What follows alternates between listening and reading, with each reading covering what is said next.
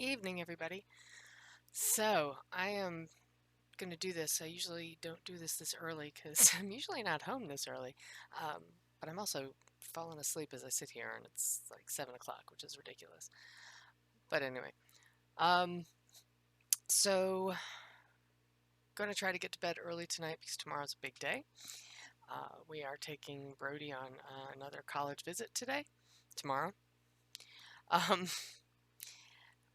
it's about an hour and a half drive, and it starts at 8:30 in the morning, so I have to get up early. Actually, we're just getting out the door early is really what it is. Um, but I wanted to mention it because it it's a big deal. He's the youngest, and this is my last kid out of the house. That's a little daunting. Uh, but I've had the great good fortune of being able to work with my kids. Not everybody gets to do that, and it goes along part of the reason as to why I do what I do and why I feel so deeply about it.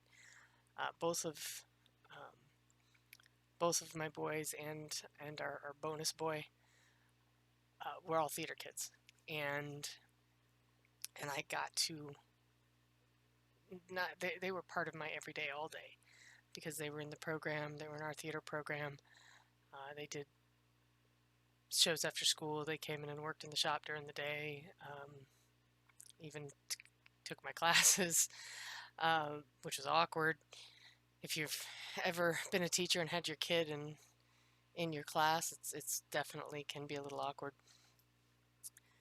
Uh, but I've had the opportunity to work with my kids artistically, and that's such a gift. I to the point that uh, my oldest and I are now actually working together, like artistic collaborators on several projects. We've done several together now, professionally, and that's a whole nother trip. Um, but just to get to do that, and a lot of kids gain the things that they love because they do it with their parents. If your dad loves baseball, your mom loves baseball. They take you out and they play baseball with you, and you grow up loving baseball, and that's something that you share.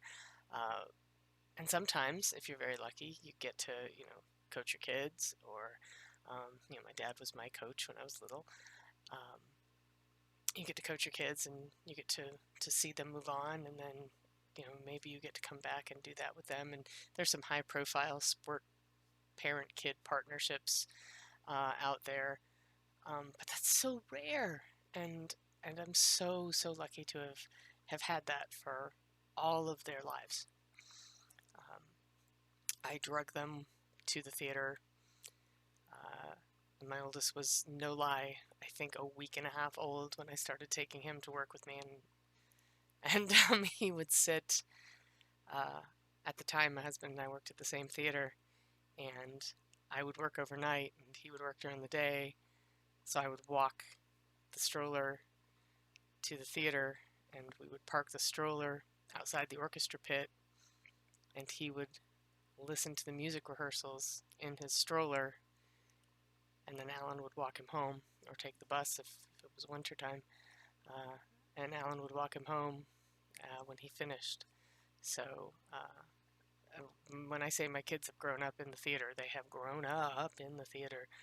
Um, so uh, so this will be a new chapter, but he is electing to continue with a creative path, in part. And one of the things that I really firmly believe, and it might actually come to being my actual belief statement, is I believe everybody's an artist. Everybody grows up being artists. It's only when we start to have people tell us that it's not good enough. Our art isn't good enough. Our expression isn't good enough, or it doesn't look like so and so, or that's not professional, or you'll never make a living doing that. It's not until people start hearing that that they stop being artists. And what a tragedy. What a tragedy for everybody. How many artists, how many masterpieces, how many symphonies, how many plays, how many books, how many rap songs, how many lyrics, how much art has been lost because somebody told someone when they were 7 years old that what they were doing wasn't good enough. How horrible for all of us. And I want everybody to know that you still have that artist in you, and you can still find that and put it out into the world. And there will be people out there who love it. Your people are out there. Your tribe is out there. I found mine early, and am thankful every day for the people that made it happen and the family that supported me to do it. My parents never told me. They wondered if I might, come home and live on the couch, but they never told me no.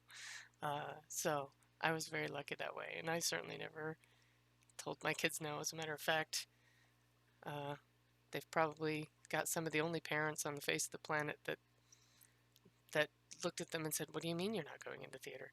Um, but but they are all artists in their own fields, and that's a tremendous thing. So um, both the the joy and the inevitable, I guess. I don't want to call it sadness, but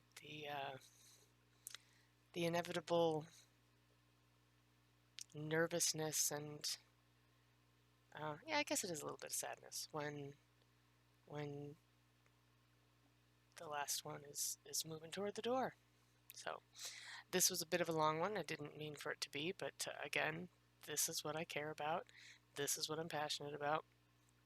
Everybody's an artist, and pardon me. And you are too, somewhere deep in there. Pull out those coloring books, dust off that piano, find that guitar, pull out the pen and paper, write down those lyrics that you had floating around in your head, but you didn't think anybody would listen to, because we're out here. You'll find us. Have a good night.